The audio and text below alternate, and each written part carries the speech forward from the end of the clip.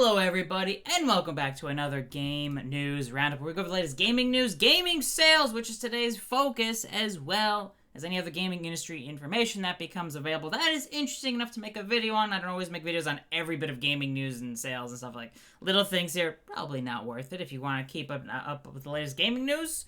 Indie games, big games, obviously sales figures for sure. My website, links down below. In the description. Otherwise, yeah, as you can see, Sony has released their latest earnings report for the end of their fiscal year, which ended on March 31st, 2024. For the quarter, so for the quarter itself, from January to March of this year, they shipped 4.5 million PS5s worldwide. Obviously, the keyword is being shipped. Shipped doesn't always equal sold. There's always a little bit of a gap. And this is down 1.8 million that were shipped from the same quarter in 2023. Mind you, the same quarter in 2023 was a record-breaking quarter. It was one of the best January to March quarters ever when it comes to shipment numbers. Mainly because that's when PS5 shortages had pretty much ended, and they were trying to get the stock out there to try to meet some of that pent-up demand. And with 4.5 million units shipped in the last quarter, the PS5 is now up to 59.3 million units shipped as of March 31st, 2023. And again, there's always usually a gap between shipped and sold. And as most recently, it's been a year since we've heard anything about sell-through from PS5 from Sony specifically, but at the end of March 2023, there was a gap of 2.4 million units, according to Sony themselves. Looking at their shipment data, then looking at they released a report of the sell-through figures, and you just kind of add them up and see what the gap is. And at the end of last March, or March 2023, the gap was 2.4 million units. So if anyone goes to the website and why don't we have our figures at 59.3 million, it's because we do sell-through figures and not shipment. Again, there's always a gap, and the gap was at 2.4 million back. At the end of March 2023, and you figure the gap is usually between how well a console is selling. A gap between 2 to 3 million is not unheard of when a console's not selling as well, or at the end of its life. Towards the end of its life, obviously the gap is a little bit smaller when a console first launches. Usually it sells out pretty quickly, and the gap is fairly small at that point, which is why we have our figures at 57.66 million sell-through, which is including some April data for Europe as well as Japan data, but we're still waiting on the Americas data to come in, which should be probably towards the end of the month. So probably like another couple weeks before that comes out, and we will get all that out and our worldwide estimates for April out. But yeah, at this point, 59.3 million shipped does eventually, obviously, 100% mean PS5 will be surpassing the Xbox One, and with our estimates, it will be passing it in our April figures. So once the rest of our April figures come out, yes, the PS5 will have outsold the Xbox One. Xbox One being available for 7-ish years compared to the PS5, which has been available since November 2020.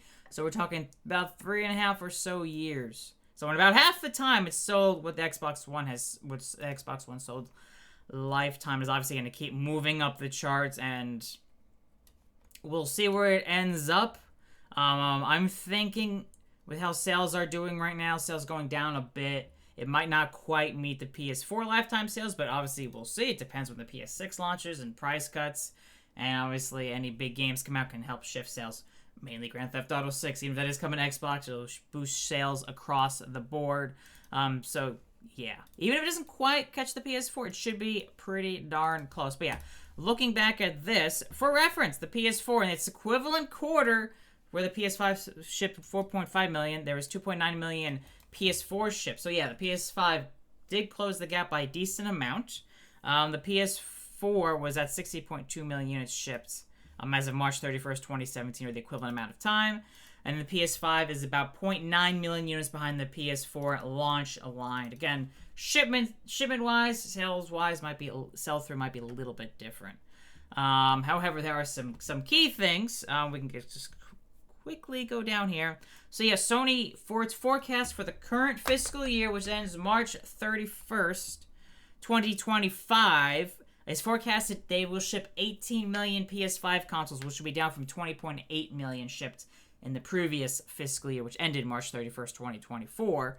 18 million is still really good. However, If they do achieve it, if they do achieve exactly 18 million, we're talking about 77.3 million PS5s shipped by the end of March 2025. We're probably talking around 75 million or so PS5s sell through, sold to consumers, which at that point would put it on the verge of surpassing the 3DS. So probably wouldn't be surprised.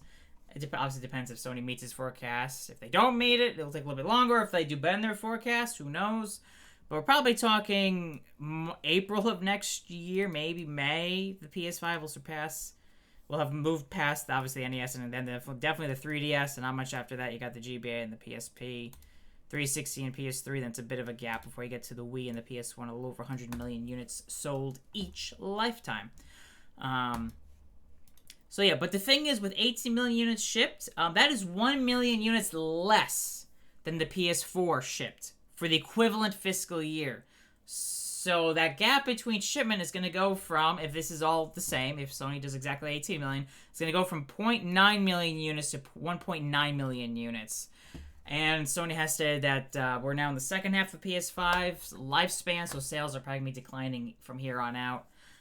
Of course, you might look at things and obviously see the price point. The PS4 was down to $300. The PS5 is still $500 or $450 for the digital edition, or $500 for the standard with the disc drive. And actually, the digital edition is now $50 more than it was at launch. And I think in Europe, the price is still more expensive, although there are somewhat regular sales on the PS5. If you keep an eye out in most parts of the world, you should be able to get it for like $50 to $100 less equivalent. Potentially here and there. I have seen some sales around the world. But it's hard to keep track of the sales and stuff everywhere in the world. But I have seen some. If you're waiting, keep an eye out for some sales. But yeah, if they do 18 million, the PS5 will end up being 1.9 million units behind the PS4 shipment wise. So we'll see how things go, which is also why I'm saying I don't know if the PS5 will be able to match the PS4, but if it ends at 110, 115 million, I don't think they're going to complain. I'm pretty sure. Also, the price of games has gone up. They're $70 instead of $60, of course, inflation, how much games cost to develop. They're trying to increase the amount of their profit margin, the margin on return. Return on investment, excuse me. Is what they're trying to do, which is obviously why we're seeing more of their games coming to PC. And obviously, if the PS5 ends up, 110, 115 million, so a little bit behind the PS4, you have to remember, there are some people out there who've decided to go the PC route now that obviously every Xbox game comes to PC day and date, and PlayStation is releasing pretty much all their games, within a year or two of the PlayStation version, coming to PC a year or two later, which could make some people, I'm one of those people who've now swapped to PC gaming personally, as well as the Switch, because you can't buy your Nintendo games on the PC. But yeah, I mean, either way, it's not the sales are bad. Sales are still really strong for the PlayStation 5, especially since in a lot of parts of the world the PS5 is more expensive than it was at launch. While at this point the PS4 was down to $300 or equivalent around the world. So yeah, figures are still pretty good. Sony's Game and Networks service segment, so the PlayStation division, for the entire fiscal year, reported revenue was up almost $4 billion to $27 billion. I know there's also in yen, but we do it in USD, because I'm pretty sure most people watching this are not from Japan. And operating income, or you could say pretty much their profits, increased by $260 million, $0.26 billion. So the amount of profits had increased for the PlayStation division to up to $1.85 billion. Definitely helped a decent amount by the success of Helldivers 2, which we will get into that momentarily. And Sony also in their forecast expecting a decrease in PlayStation revenue due to a drop in hardware sales, which will partially be offset by an increase in third-party sales and DLC. They specifically say non-first party, but it's basically third party games, not first party games from PlayStation. And it does sound like we're not going to be getting any big first party games this holiday, but that doesn't mean there won't be any big third party games obviously coming to the PlayStation. And other figures, there were 72.6 million games sold on the PS5 and PS4 for the quarter, so January, February, and March. This is up 4.6 million from a year ago, and digital sales now account for 77% of software sales. So why are we seeing fewer, people complaining, why aren't these games getting retail sales or, a physical copy? Well, on the PlayStation, digital sales account for 77% of all software sales now. Xbox is much higher than that, just the fact that the Series S is digital only, and that's half of the current generation Xbox sales, roughly. So Xbox is probably 85-90%, maybe more digital versus physical sales. Nintendo is probably the highest percentage of retail sales, but even then, I'm pretty sure they tick just a hair over 50% of Switch sales are digital at this point. Software sales, of course. And also for the previous quarter, there were 12.3 million first-party games sold on the PS5 and PS4, which is up 2.8 million from the previous quarter, from the same quarter a year ago. There are also 118 million monthly active users on the PlayStation Network, which is an increase of 10 million from a year ago. And Sony also has stopped reporting PlayStation Plus numbers, and the most recent figure was 47.4 million PlayStation Plus subscribers at the end of March 2023.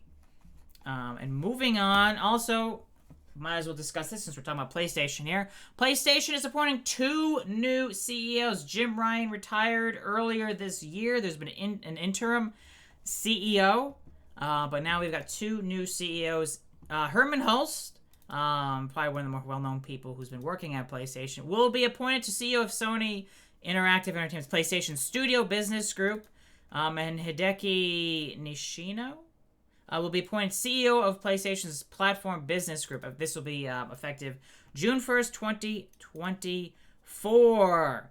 Hiroki Totoki, I'm sure I am mispronouncing these names. I do apologize.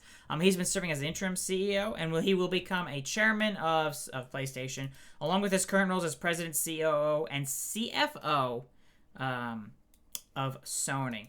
Holst and Nishino, again, they'll be reporting to Totoki, with the goal to collaborate closely to strengthen each core business while maximizing synergies at PlayStation. So yeah, Hulse will mainly be focusing on the game development side, and Nishino will be more focusing on the hardware side of the PlayStation part, as well as, I guess you'd say, PlayStation Network and whatnot. But yeah, Hulse has been the senior vice president and head of PlayStation Studios, with the responsibility to oversee the development of content for PlayStation and PCs, as well as bringing video game IPs to new mediums like film and TV via PlayStation Productions. Obviously, the biggest success being the Last of Us TV series on HBO. Nishino has been the senior vice president of Platform Experience Group, with the responsibility to oversee the development of experience technology and PlayStation products and services. So they're pretty much going to be doing similar to what they have been doing. They're just higher up, probably overseeing a little bit more than they were before. But I just wanted to quickly mention that. Again, effective June 1st, 2 new PlayStation CEOs, and again, Jim Ryan, who retired earlier this year. Moving on, we have Sony and developer Arrowhead Games has announced Helldivers 2 sold over 12 million units as of May 5th, 2024, which is through the first 12 weeks. So it has sold 12 million units in 12 weeks, an average of 1 million units a week. Obviously, I'm sure sales are slowing down. Most of those units were earlier on, but still selling so well that, Helldivers 2 set a new PlayStation record, which was set by God of War Ragnarok, to become the fastest-selling PlayStation title of all time. Of course, the game was mainly helped by the fact that it came out on PC day and date, while God of War Ragnarok was PS5 and PS4, and no PC version, even though there are rumblings of a PC version of God of War Ragnarok announcement coming soon, but we shall see. And there has been rumors of a PlayStation showcase sometime this month. Of course, we're in the middle of the month, so we'll see if that does happen or not. If it does, probably the next couple weeks. If not, we'll see. The game is also Sony's biggest PC title to date, which is not really a big surprise, and contributed a significant amount to the sales and profits for Sony Interactive Entertainment for the fiscal year ending March 31st, 2024. So 12 million units. $70 here, right? Times 12 million is $840 million. Obviously, the developer gets their cut because they're not a first-party studio. And the PC release, Valve Steam takes a 30% cut of all sales on PC. And the game, I'm pretty sure, is only available on Steam on PC. So But still, we're still talking about a $500 million in revenue generated just from the sales of Helldivers 2, which is pretty damn good. It's definitely that, and Palworld are the two huge surprises this year, because Palworld, I believe, was at 15 million sold earlier this year and 25 million players. I guess that would include the number of players on Game Pass. So yeah, two huge successes this year: Helldivers 2, Palworld. Which one is the bigger success? Hard to say. They're both huge successes. I mean, I guess you say Palworld came out of nowhere, being from what seemed like a no-name developer, and exploded. Helldivers, obviously being published by PlayStation, does make a bit of a difference, and technically it is a sequel. But either way, they're both huge surprises and huge successes across the board. And one last thing to note about PlayStation sales: this is via Circana retail tracking service. Their Circana executive director and video game industry analyst Matt Piscatella, mentioned on Twitter about some PS5 sales. This is specifically U.S. only. Other parts of the world, it is doing just as well, or potentially worse, mainly Europe. But we'll maybe get into that. PS5 in the U.S. through the first 41 months for PS5, that'd be March of 2024, is 7% ahead of the PS4 sales-wise, and 66% ahead of the PS3. As well as it is tracking 14% behind the PS2 in the US, which PS2 is the best-selling video game platform of all time, and yeah, so it's not really a big surprise it's tracking behind the PS2. It's also tracking 30% ahead of the PS1. Again, this is through the first 41 months launch aligned. He did state lots of chatter on PS5 sales today in the US through each platform's 41st month in market, March 2024 for PS5. PS5 unit sales are trending 7% ahead of the PS4, 66% ahead of PS3. It is likely that 2023... I also mentioned it was likely 2023 was PS5's peak year in the US, because so far this year sales are down compared to a year ago. And I also want to follow up tweet he did mention, after 41 months in the US market, PS5 US unit sales trail PS2 by 14%, are ahead of PS1 by 30%. And also, this one was kind of a joke, but also accurate, because it does have access to all this information. The PS5 is currently 29,174% ahead of the Ouya. I still have no idea how to pronounce this. This is a real stat, because, he does know the sales numbers of that. Kind of did that kind of as a joke, but also it's true numbers, so I kind of found that quite amusing. So, in the U.S., so basically pretty much say in the Americas, the PS5 is tracking ahead of the PS4. Same in Japan, and it should still be the same across Asia and most of the world, except in Europe. The PS5 is currently way behind in Europe, but so is everything at this point across the board. Europe sales have tanked. Mainly, you say the price of PS5 is, preventing people. Also, the economy's not that great right now in Europe. You think of the war still going on in Ukraine and whatnot, and definitely not helping things. And then Brexit, and just the economies in Europe is not doing that well compared to other parts of the world. And then the price has increased, I think, the most in Europe compared to at launch for the PS5. So it's now more expensive in Europe by a decent amount. Although, again, as I mentioned before, sales do happen from time to time, especially in a lot of countries in Europe, so if you keep an eye out. Just wanted to quickly mention that. Overall, PS5 is tracking just a little bit behind the PS4 in our sell-through figures, but not by much. And the main reason it's behind by several million in Europe. How much it is ahead in the U.S., other parts of Americas, and Japan and Asia is not enough to offset how much it is behind in Europe. But anyways, I digress. That was me going over the latest sales numbers for the PS5, or shipment numbers, and going over some of our sales stuff as well. If you enjoy this, as always, hit the like button. Be sure to subscribe. If you have anything to add, let me know in the comments section down below. Otherwise, thank you all so much for watching. And I'll catch you all next time for some more game news, game sales, and game industry information.